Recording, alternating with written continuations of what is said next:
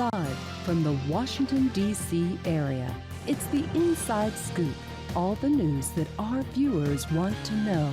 Now, here's the host. Good evening. Welcome to the Inside Scoop and Happy New Year. This evening we have a special show.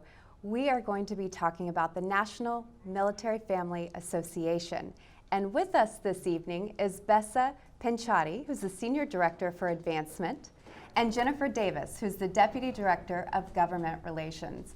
Thank you both so much for being with us this evening. Thanks so much for having us. Absolutely. Tell us a little bit about the association and your mission and who you serve. The National Military Family Association has been around for 50 years. It's our 50th anniversary, which is very exciting. We are an organization that serves active duty military families. So that includes the service member, the spouse, the kids, the entire military family. That's fantastic. So 50 years. That's incredible. Well, tell us a little bit how you originally got started. Jennifer, will you tell us, what really started the organization? How did this come about? Well, we were founded on advocacy, a group of military spouses sitting around a kitchen table during the height of the Vietnam War, and realizing that they needed to do something about their friends who were losing their service members in battle. So that's how we got started, purely advocacy focused at first, and then expanded more to programs. So around a kitchen table. Around a kitchen table, those women put on their white gloves, because that's what you did back then, and they marched to the Capitol, and they went door to door talking about what was happening to their friends.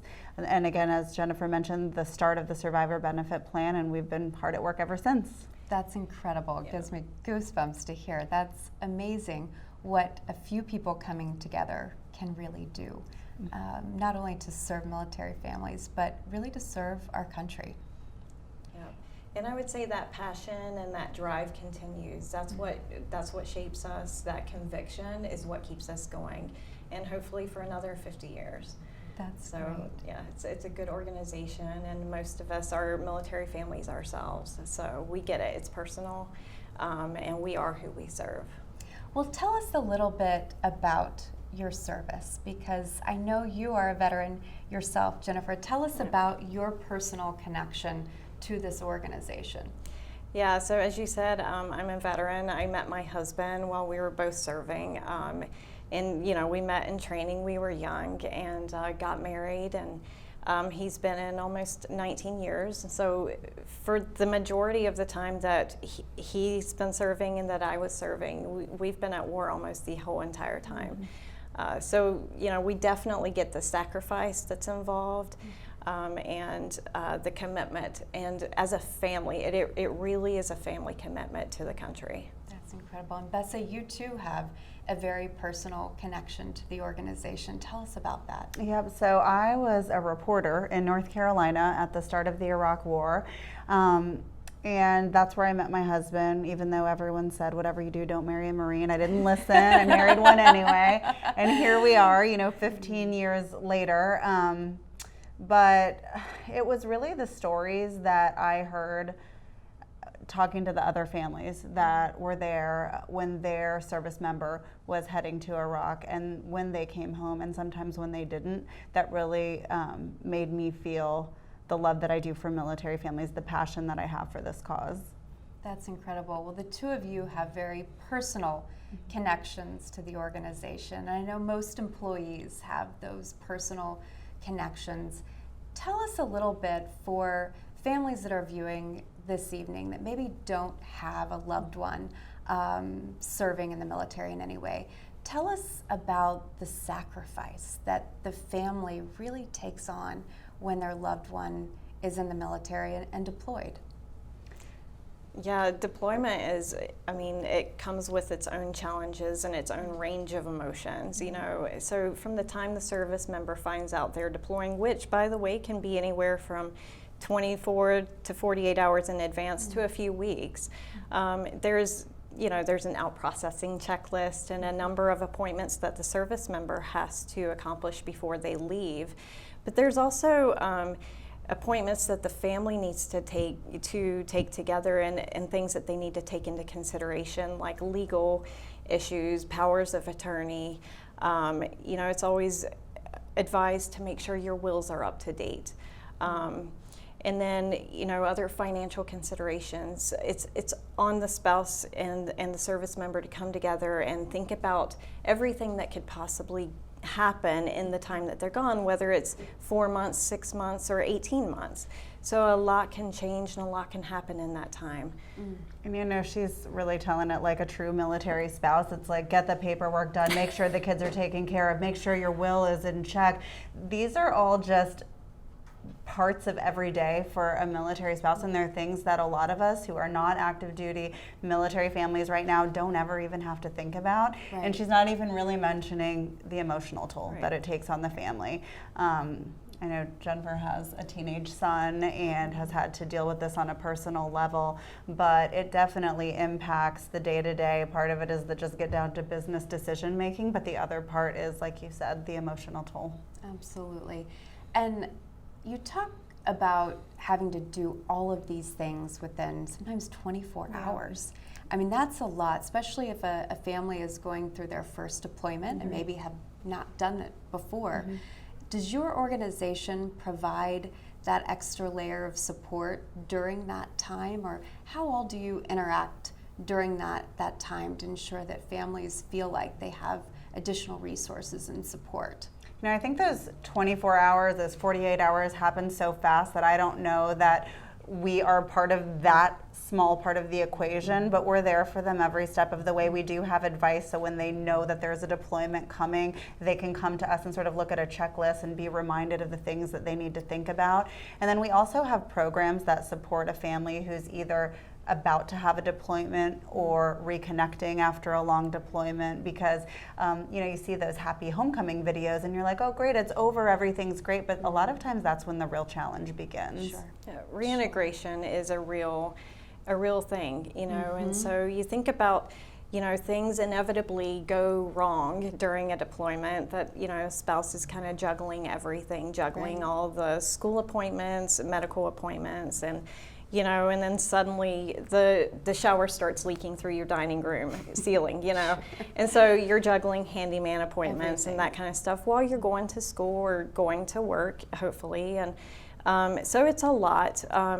And then you think about when the service member comes home and all the little things that have happened while they've been gone, and just kind of reconnecting and making sure you're on the same level and on the same playing field, and you're understanding each other. Things change for them and things change on the home front too. So there's a lot to kind of to work out when they get home. And luckily some of our camps and programs help with that. We certainly have a robust Facebook group, and it's very interactive. Other military families, there's a lot of support, for one another. So that's very encouraging to see too. That's great. Well, you had talked a little bit about the reintegration, and I know since you and your husband met, you had said recently, we've been at war the entire time. I mean, in essence, our country's been at war for well over 20 years. Right. Let's talk a little bit, because I do want our viewers that don't maybe have this military connection to really understand the emotional sacrifice that it can take on a family, and talk a little bit about the emotional side of this and how important it is for an organization like yours to exist, to be that extra layer of support that families need. We talk a lot about the cycle of a deployment, and it's like the leading up to it, and then they leave, and then there's the time where you kind of get into the flow of things, and then there's the time where it starts to really hurt. And it's hard on different members of the family at different periods of time. And so, families cope with that in different ways. I know that a lot of families might have there's like the gumball machine, or there's different ways where they can mark the days until someone comes home, and there are different tools. Like sometimes now you may be able to communicate with your service member when they're deployed, but sometimes you can't. And so I know that, for example, with these most recent deployments that a lot have been in the news lately, right around New Year, we had people who are volunteers for our association who went to work, and when they got off of their nursing shift, their spouse was on a plane. Wow. And I'm talking like who's going to pick up your kid from school, who's taking your kid to soccer the next night. So there is that emotional aspect that you're talking about. That's like the lonely nights, the emotions that your kids go through. But so much of the time, the spouses are focusing on the like, let's get it done, let's get through the day. The Exactly. logistics, Yes. right? Yeah, the logistics the of nuts it. and bolts of making it all work. Yeah. Yeah, Absolutely. that's true.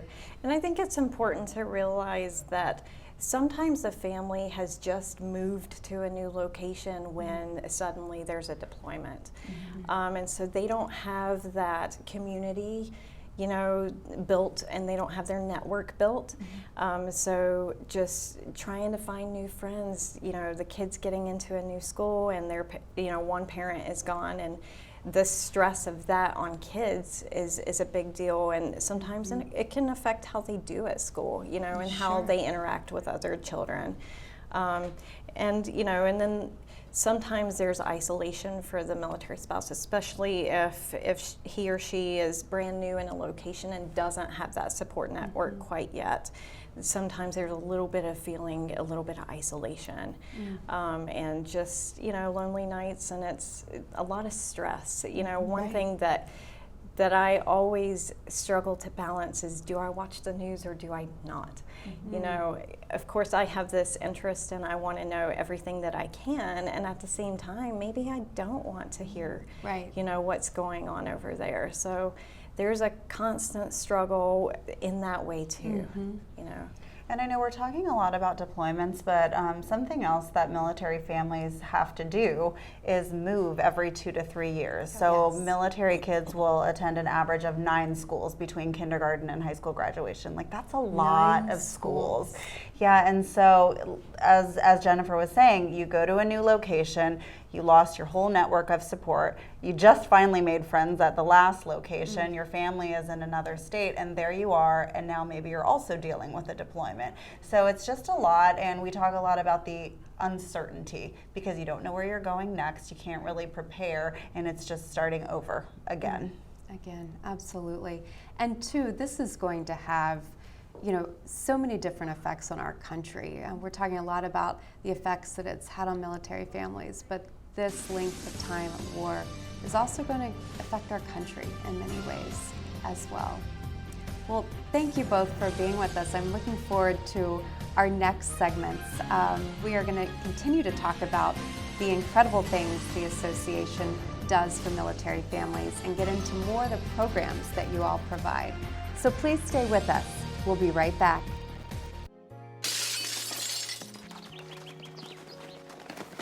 Nice going, Spencer! I can't believe we broke Old Man Hennessy's window. Correction, dude. You broke. I just threw the ball. This is really bad. What are we gonna do? We? Go to the door, ask for the ball back. Are you serious? It's my ball, Myrtleback. You're so dead. I'd run away. Yeah, to Uruguay. Kiss your life goodbye. Sorry. Let's go. See you, dude. See ya. You remember me and you're well. Nice one. Some friends you are.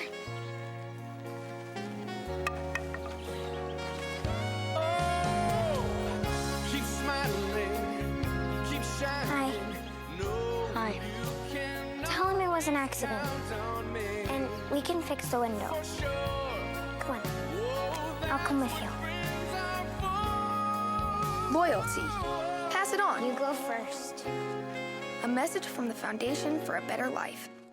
One day these rats were playing in the woods. Wanted some matches and that's no good. Listen to smoke before you give it a try. Only you. Don't play with matches. Don't play with fire. Cause there's nothing very funny about ripped off life. Nothing very nice on a homeless mind. So if a gorgeous force is what you desire, don't play with matches. Don't play with fire. Only you can prevent wildfires. Fire.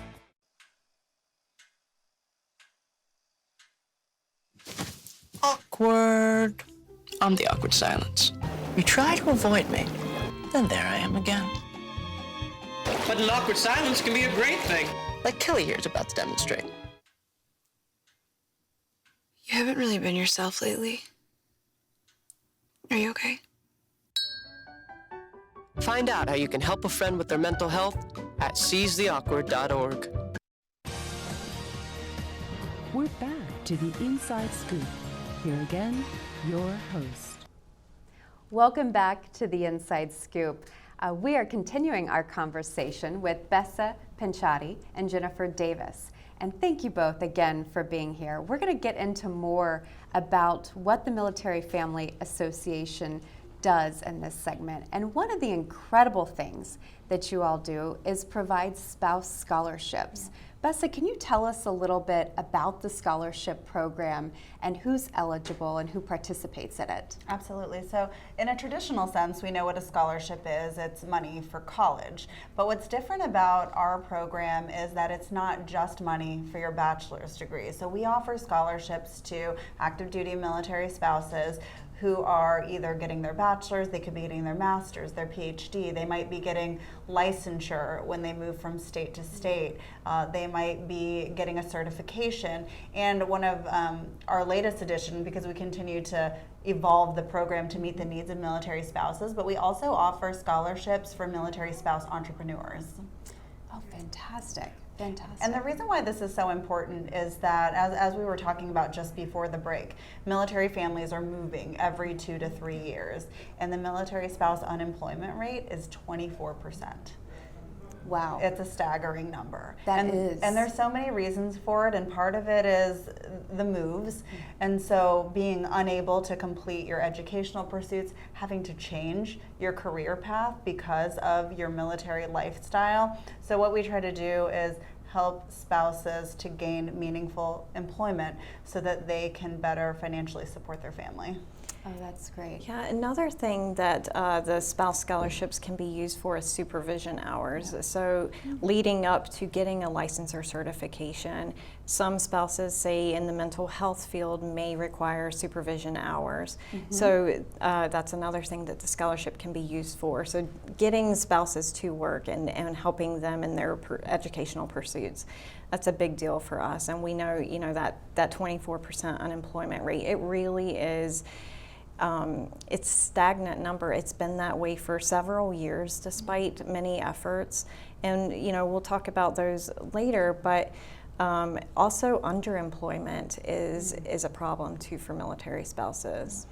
Well, that's interesting because you don't hear that 24% number very often, and it is such a high number. So these scholarships are going to continue to go to spouses in terms of education, hours they need to put in, certifications, and that can also be helpful as they move from city to city in some cases.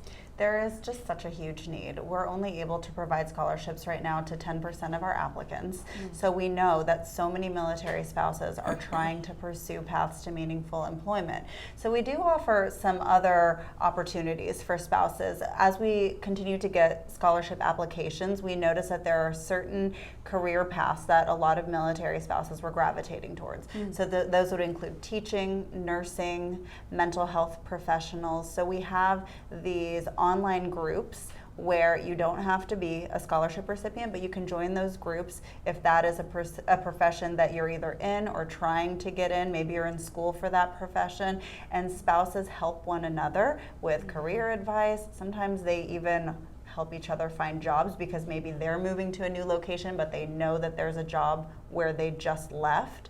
There are really beautiful conversations that happen on there. I love seeing spouses helping spouses. So basically it's an online platform that provides a networking system for military spouses. Yeah, and that peer-to-peer support. I mean, as Besa was talking about, they really do, say there's a job opening, or I'm getting ready to leave and there's going to be one, or does anybody know? Sometimes they're asking questions, and like Besa was talking about, sometimes these spouses are, you know, in the midst of their educational pursuit for that career field. And so they'll ask questions, and just the level of support that they give one another is so encouraging, and it's just awesome that we can facilitate those conversations. Absolutely. And you, in a way, can, like you said, facilitate and be the connector of so many different people across the entire country. And that's a unique position that your organization is in. Right. Now, scholarships is just one thing that you do for military families. Let's really talk about Operation Purple, because it is exciting to hear everything that encompasses Operation Purple. Besa, can you give us a general overview of what the program is and kind of how it got started originally? Yeah, absolutely. So the Operation Purple program, we'll call it, that's kind of the umbrella that all of these different programs will fall under. And the reason it's purple is because purple is what you get when you combine all the different colors that represent all of the different services. So Army, Navy, Marine Corps, when you put them all together, I didn't say Air Force, and she's looking at me like, are you going to? But don't forget, right? But when you combine all of those colors together, you get purple. So we were really trying to show that this is for every military family. And I'll start with the camps, because those are, I think, what people hear about the most. The Operation Purple camps are these free week-long summer camps, and they're all over the United States. And military kids can go for a week with other military kids who understand exactly what they're going through. They have the same kind of stressors, and they can leave all those stressors at home and have a camp experience. They can go canoeing and have s'mores and do all of the things that you do at camp, but with a community that really gets them. Right. And those programs are for kids that are ages 8 to 18, but there's something for the younger kids too, and that's called Operation Purple Buddy Camp. So you add a buddy in front of it, and the reason why is because you're not maybe ready to go away and leave your family and go to camp because you're younger, but you can bring your mom or your dad, and they're a buddy, and they're there with you for a long weekend. It's usually 4 days, and they're doing all of those activities. And the reason that those are so important is because a lot of times military kids miss that one-on-one time with a parent. It just doesn't happen. I mean, the time away is so substantial that when everyone's together, they're just all together, and a lot of military kids kind of get lost in the mix, and we hear that from parents. They say, you know, we don't have the time to focus on just this kid. We have multiple kids, and so those buddy camps have just been really awesome. That's great. That's great. So we have the buddy camp. Yep. We have the regular camp. Tell us what other programs are in Operation Purple. We talked about deployments earlier and what that really does to a family. So what we have are family retreats. And again, all of these programs are free, and they're all at just beautiful locations all around the country. And family retreats are a chance for the entire military family to get together away from it all. They're not dealing with the grind of day-to-day life, and they can reconnect after deployment, or maybe they prepare for a deployment, kind of just reset as a family because you're going through a lot. And what's really great about those programs as well is it's just as much about the other families as it is about your family, because you're around other military families and they're making really wonderful connections with one another. Sometimes it kind of starts out slow, people aren't really sure what's going on, and by dinner on the first night, you know, you see families sitting together, they're next to each other by the fire pit doing s'mores, and they're laughing and they're playing games, and it's just really, it's a wonderful experience. Well, and two, to get away from life's stressors, right? I mean, just the day-to-day, and get away as a family. I mean, that's a really incredible opportunity, because you know these families have already sacrificed so much and so much time apart in many cases, that family camp sounds incredible. And you're really kind of forced to disconnect. I mean, there's not, you're not watching TV. Right. Half the time you have to climb up some hill to get cell phone service, which is by design. You know, it's good for you to just step away. And the healing adventures are just like the family retreats, but they're specifically for families of the wounded, ill, or injured. So those families have been through a lot. Sometimes their injuries are physical, or sometimes they're not. So it might be PTSD, a traumatic brain injury. And so those camps are very specially designed to accommodate those families and what they're going through. Oh, And I think it helps the service members be able to connect and share, not just with their family, which is highly important, especially after a traumatic event like that, but also it allows service members to connect with other service members that are in the same boat, you know. And so, and the kids, they see other families that are, you know, going through some of the same challenges that they are. So it just provides a way for everybody to connect with, you know, the families as a unit, and then other families connecting as well. And sometimes with children, it's just helpful for them to know they're not alone. Right? Yes. They're not the only one going through this. So I'm sure you all see some powerful things that happen from the buddy camp to the family camps. For sure. There's you know, we're always just here on the grind in Virginia, you know, doing the job, and we really try to, as frequently as possible, go to an Operation Purple program, because it really resets us and reminds us what everything is all about. And if you ask any of us, we can name a specific kid or a specific family that is our kind of poster child that we always think about. And for me, it was a young girl named Ziani and her mom, and I met them at a buddy camp, and she was the middle child of 5 kids, and her dad was suffering from both physical injuries and PTSD and a traumatic brain injury, and the mom was caring for him 24 hours a day and had really not had any chance to spend time with just Ziani. Ziani was taking care of her younger siblings, and she just kind of got lost in the mix, and that weekend to them meant so much. I mean, we stay in touch with them and kind of ask them what's new in their lives, and they always point to that as such a turning point for them. Oh, that's incredible. And I know that's probably one of so many stories. For sure. And you mentioned previously that these camps are free for families. How do families get more information about them that want to participate in Operation Purple? Yeah, for sure. I would say go to our website, militaryfamily.org.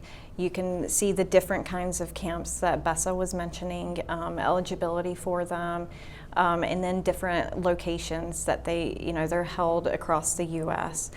So there's different locations. There might be one close to you or one, a little bit farther, but definitely militaryfamily.org is the place to go to find out more.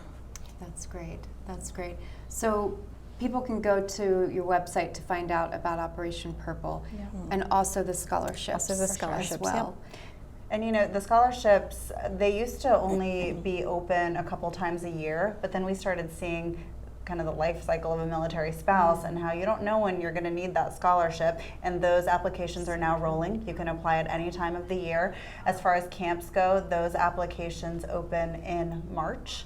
Okay. So families look out for that, and for the other programs, they're kind of going on throughout the year, so families can follow us on social media or check out our website to stay on top of that information. That's great. So the camps open up in March, so make sure if you're interested in any of the camps, the buddy camp, just the regular camp or the family camp, be prepared for March. Please stay tuned. We'll be right back.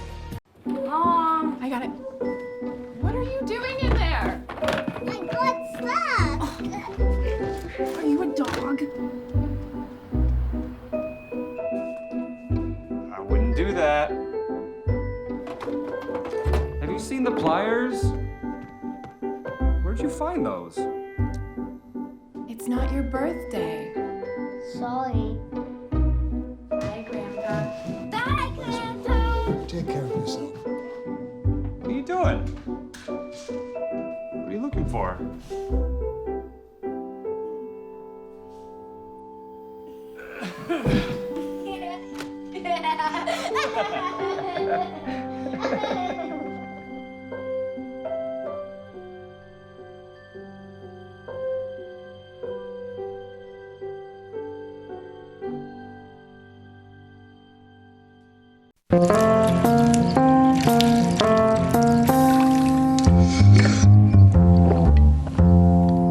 Here, kitty, kitty. Here, kitty, kitty, kitty. Here, kitty, kitty. You'd think think it would be easy to tell which kids have trouble with their eyesight. But that's not always the case. Even though 1 in 4 children may have a vision problem, eye doctors tell us the symptoms aren't always so obvious.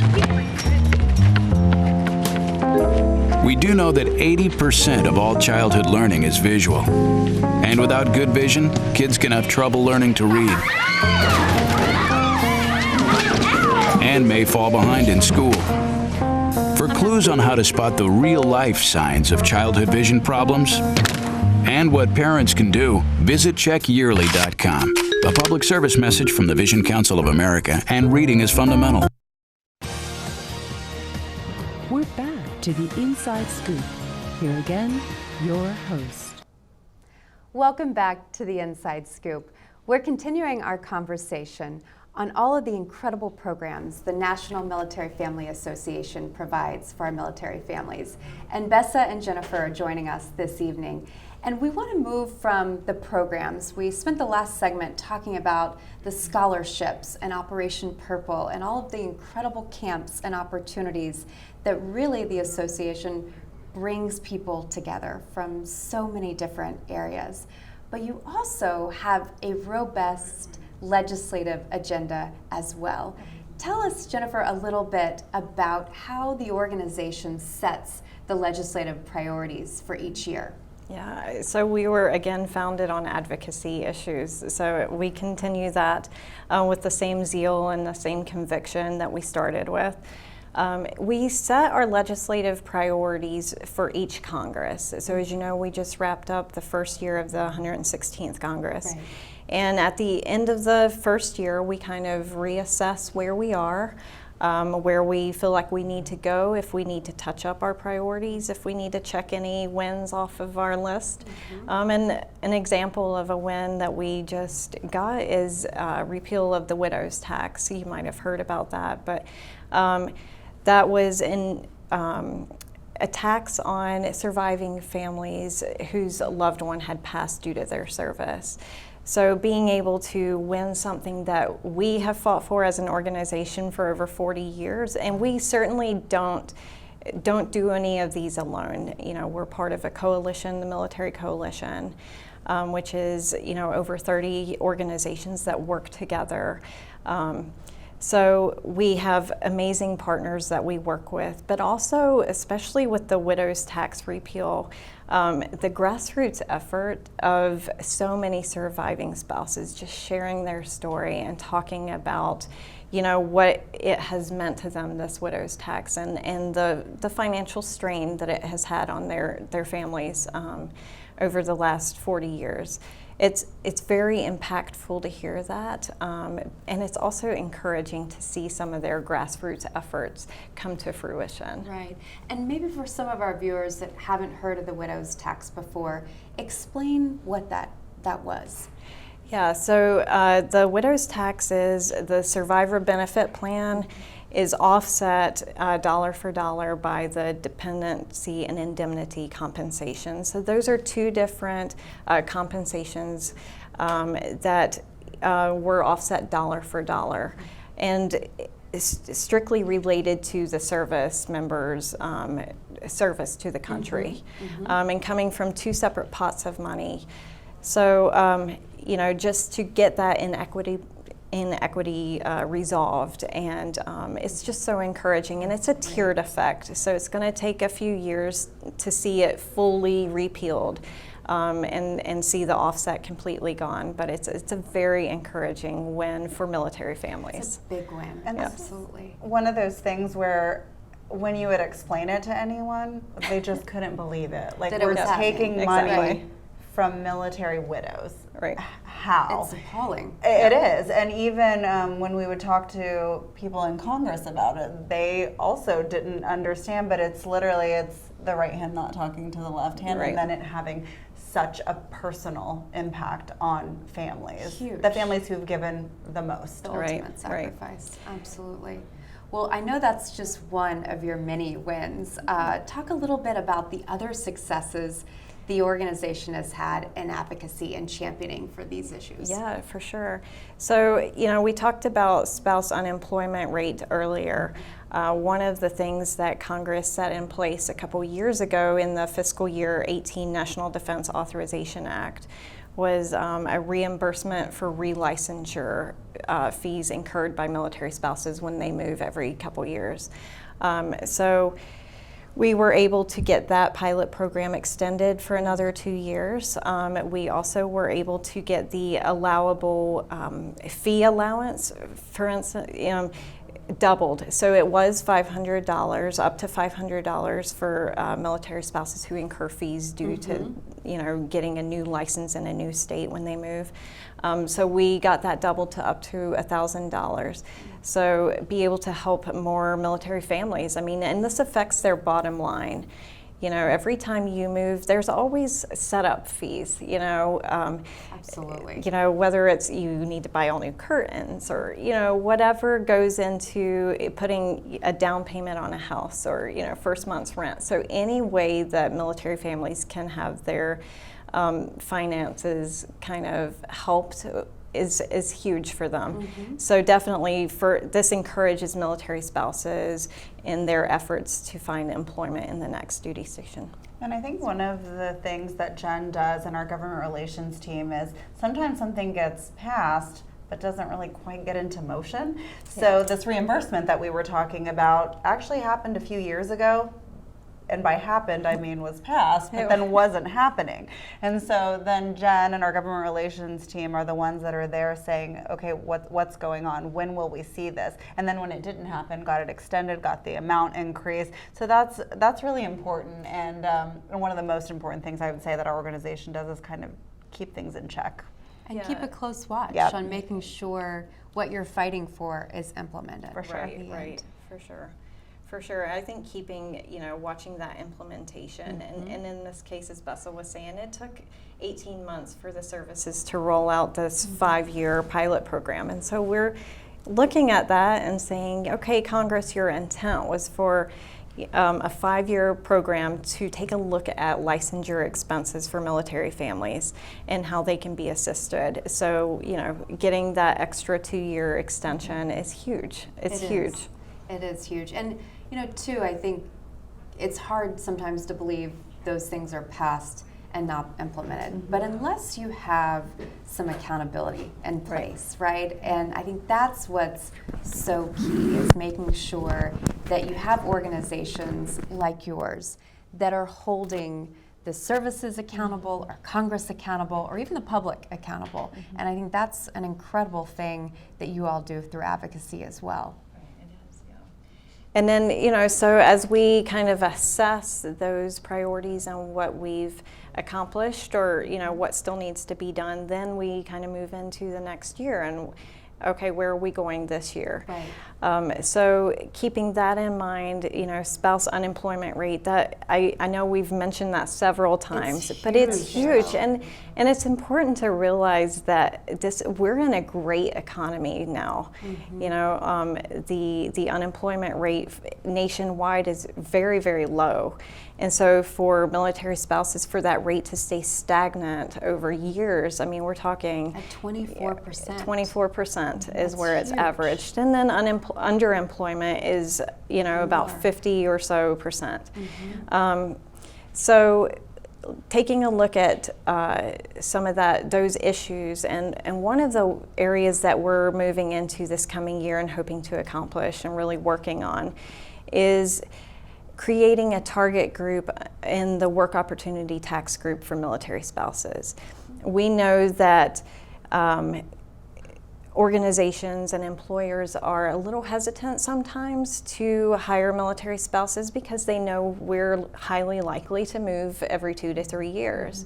So to kind of combat that and to pay it forward, I think that creating a work opportunity tax credit that gives them incentive to take that perceived risk on us and give us a chance and invest in us and train us. We're a loyal bunch and we're going to stay with you. But just to really kind we understand that as employees, and we see that. So creating a work opportunity tax credit target group for military spouses, I think would go a long way for employers. It's an incentive, really. Definitely an incentive, yeah, and help the local economy where we're at. Absolutely. I think that there's a couple of things when it comes to military spouse employment.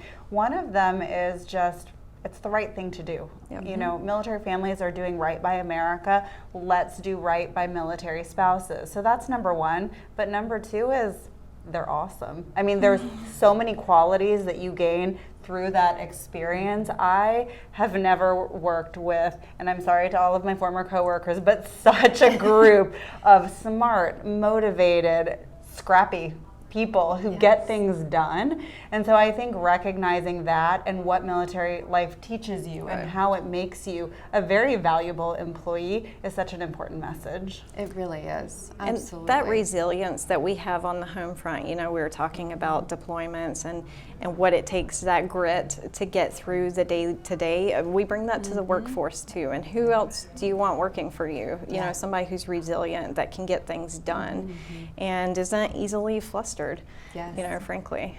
Well, I think grit and resilience are two key words that most employers are looking for. I mean, outside of the traditional resume and experience, those are really those values that you want to see in the people you're hiring. So I think that's an incredible thing to highlight as we move through this. So another priority going into this second year of the 116th Congress that we're looking at is childcare, surrounding childcare. We know that nationwide there's, you know, some issues to, you know, affordable, quality access to childcare. But imagine that you're moving every 2 to 3 years. So you might in one location have a great child care provider, and then you have to move and you lose your whole support network.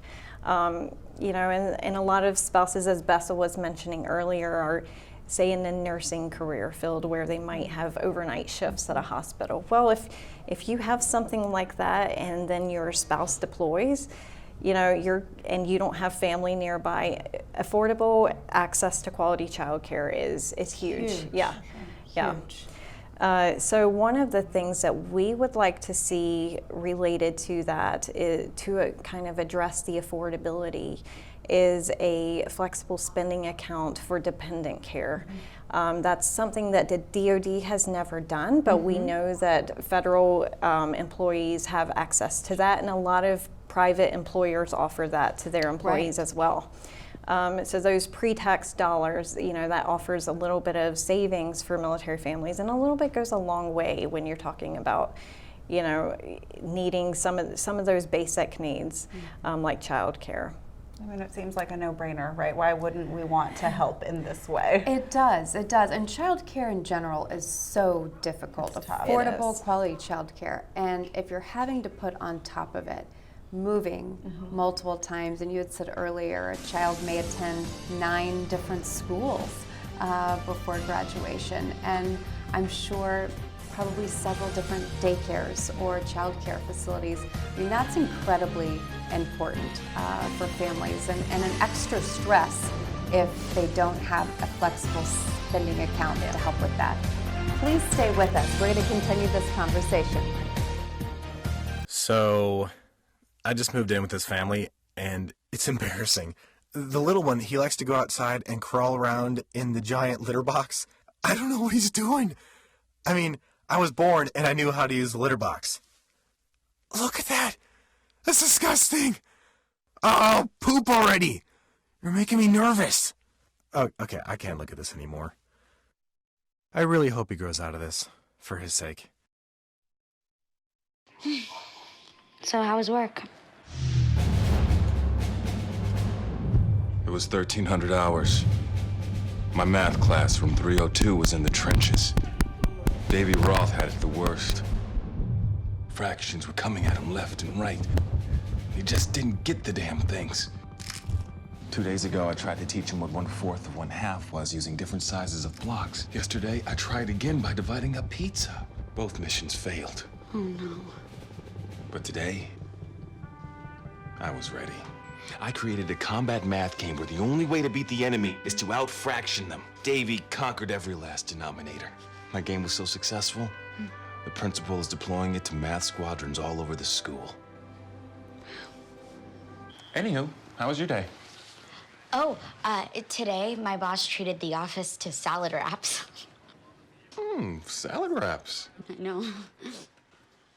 150 over 90. 180 over 111. 160 over 110. I had a stroke. This is what high blood pressure looks like. You might not feel its symptoms, but the results from a stroke are far from invisible or silent. If you've come off your treatment plan, get back on it or talk with your doctor to create an exercise, diet, and medication plan that works for you. Go to loweryourhbp.org. If I would have followed a treatment plan, I would not be in this situation. We're back to the Inside Scoop. Here again, your host. We are discussing the great work the National Military Family Association does for our military families. And we were in the last segment talking about the legislative priorities. This organization was originally built on advocacy. And Jennifer, talk a little bit more about your priorities. We've talked a lot about unemployment and making sure that spouses have the support they need to find employment. We've talked a little bit about childcare and ensuring that families have access to a flexible spending account to help them with their childcare needs. Right. What other priorities is the association taking on this year? Right, so one of the priorities that we're advocating for surrounds food insecurity. So, I mean, can you imagine a military family who is putting it all on the line, not being able to put food on the table? I mean, that's basically what it comes down to for some of these families, is just struggling to meet their basic needs. So we're working with some of our partners to see how we can address that through a basic needs allowance for military families.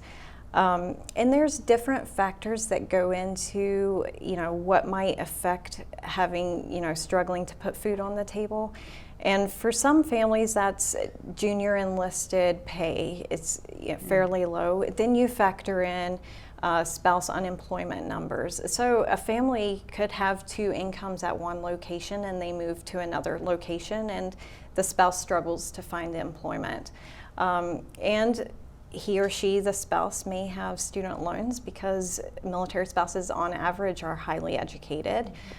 So that adds to the struggle. And then, the moving costs sometimes factor into that. Any financial emergencies kind of make the issue even worse. So we're really working with some of our partners to get an allowance for some of these families. And we don't know necessarily the numbers of military families who go to food pantries, but we do know for sure that food pantries operate on or around every military installation in the country. And there's a good reason for that. And these families are quietly going to these food pantries just to get their basic needs met. And as you would imagine, it's not something everyone wants to talk about. Right. And we a lot of times hear about this after the fact because people aren't talking about it when it's happening to their family. We had a team member, a military spouse, who was a PhD and mother of 2 kids. Husband was in the National Guard. They moved to California, which is extremely expensive. Yep. She couldn't have a job at that time because of her licensure, and they were relying on food pantries. So when you think about a military spouse who has gone through all of that school, a PhD, and is unable to provide for their family after giving their all to our country, it really makes you feel sick. It really does. And it's something people, I would assume, don't know is happening. And that too is something I feel like our country should never let happen, is putting these families in this situation, because clearly some of these situations are circumstantial, depending on the moves and just the cost of serving in so many ways. Yeah, and a lot of these families that this affects are in high cost of living areas. So, you know, as I mentioned before, you might be in a station, you know, based at an installation where the cost of living is not so much, or the spouse might have employment, and so everything's okay. And then, you know, you make that move, and you just don't know what's coming next. So, especially for the junior enlisted population, this is a high concern, and you know, it's something that needs to be addressed. We're trying to raise awareness. Definitely Congress in this last National Defense Authorization Act has a requirement for Department of Defense to do a study. So we should get those results early May and kind of see how big this problem is, and then that will give us a better idea and understanding and way forward of how to tackle this issue. So we can expect DoD to release a report in May or so. Yeah, mid next year, or mid this year. Mid this year, that helps identify this issue in a way that I hope becomes more tangible to people. Right. And I mean, it's just appalling that this is one of your top legislative priorities, that this is even an issue in our country, that our country isn't taking care of the basic needs of military families in so many ways. And the people who take care of us. Right. Absolutely. Absolutely. Well, you have a very robust legislative priority list, and I know you do incredible work too on top of that in terms of education and post 9/11 GI Bill. I mean, you have your fingerprint on so many incredible things that have moved forward, and I hope so many things that will continue to move forward. We actually have a call. Murat from Arlington is calling in and wants to know, for families who don't have a loved one serving in the military, how can they better support families that do have someone serving? That's such a great question. Thank you for asking it. I think that a lot of times you may not even know that your neighbor, the family on your kid's soccer team, a family at school is in the military. Like if you met Jen walking down the street, you would have no idea she was a veteran. You would have no idea that her spouse is in another country, that she has a teenager that is dealing with that. And so I think it's really important to ask people about themselves and get that awareness just person to person, because once you know what they need, you can more easily provide it. I mean, it's something that we talk about in my family all the time. My 10-year-old came home on the first day of school and told me all about her new friend whose family was in the Coast Guard and they had just moved here and she didn't have any friends, and can she come over? And I just felt so proud, because that is what we need to be doing, is talking to one another and helping them in all of the different ways that they need that support. And then,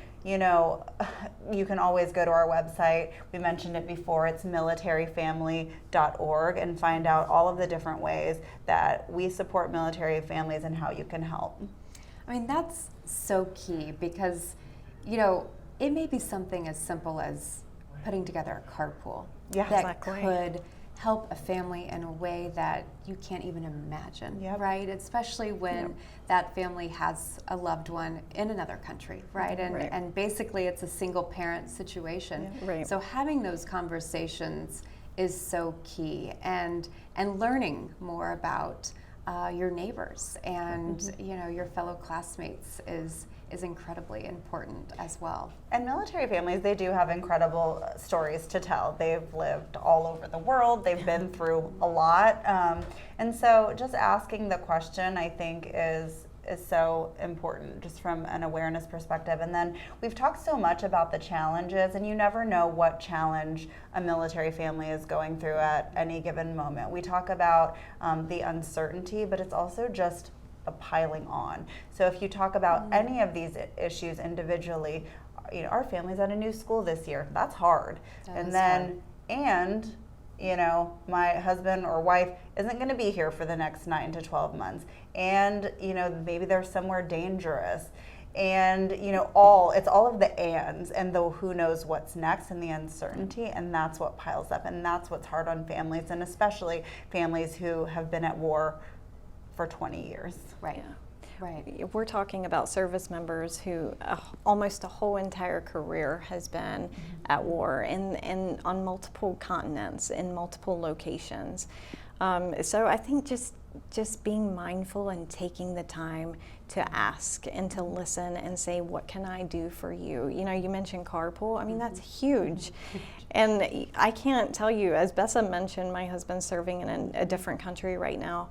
And knowing that I have people I can call and say, you know, I'm on my way to this work appointment, but my son has a migraine, can you go pick him up? Stuff like that. I mean, that's huge. And it makes a world of difference, and it gives us comfort that we can rely on our community for, you know, support in different areas. I mean, you'll never know the impact of something small like that. That seems small to you, but is huge to a military family. And you can also refer military families that you might know to our programs.